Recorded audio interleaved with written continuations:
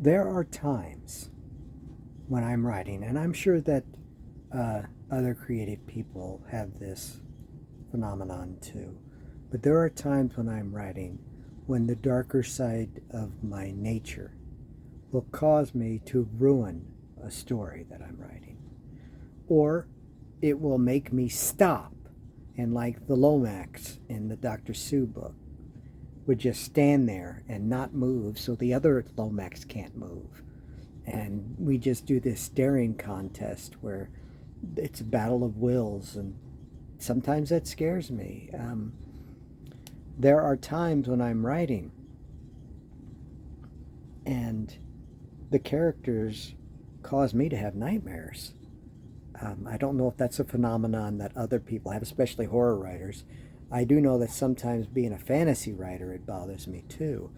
Um, in fact, writing fantasy at first, to me, was a problem because I couldn't get past the image of hobbits and you know, Tolkien. And believe me, I'm a Tolkien fan. No disrespect is intended, but that's not the kind of fantasy that I write.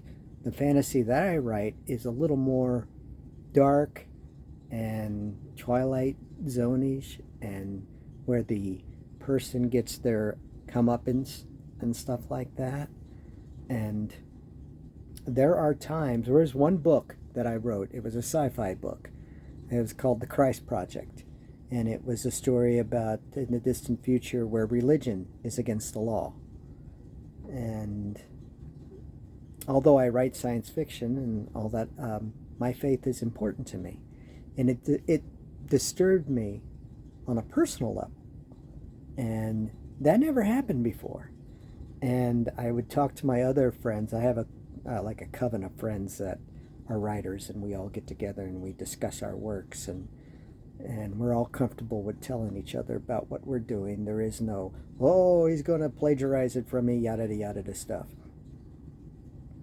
I was very disturbed by this book because I am a devout believer in freedom of religion and freedom of faith and freedom of expression. And it was at a point that I thought was a fictional world, which is unfortunately is starting to become very nonfiction today, where there were certain aspects that happened in the world that made people think, ah, well, we can't blame politics, so let's blame religion. So they outlawed it. And something as simple as someone looking up at, if the day is overwhelmingly hot and go, sweet Jesus, it's hot. That could get somebody a life prison term in the story that I wrote because they looked up, instead of talking to the state, they decided to talk to this imaginary character that has killed a lot of people, blah, blah, blah, blah, yada, yada stuff. So to teach them the lesson in a very communistic gulag kind of way, they're sent off to an institution to be re-educated. That bothered me, and I would talk to people all over the place and saying, I can't get out of chapter 4. I don't know what's going on. It just isn't working for me. And like most people in a professional or creative nature, I started to judge myself. You're just making up excuses, Allison, because you don't have the talent to do this, or the imagination or the insight or all of the above. And that bothers me sometimes because that's when I know to a certain extent with experience that a book is going to be special because it caused me to fight and argue with myself. But I don't like doing that because when I do that, I yell at myself sometimes. And my neighbors, I'm sure that they go, what's going on with this person? Kind of thing.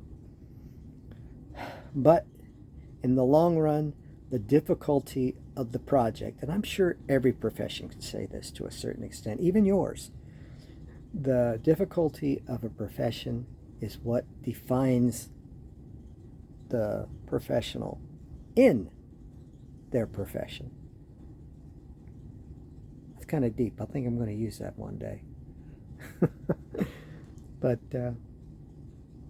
I find that the most difficult barrier that I have to pass in almost everything I've done in my chosen profession has been my preconceived ideas of what the project is at hand and what I want it to do. Because rarely does it come out the way I originally perceived it to be.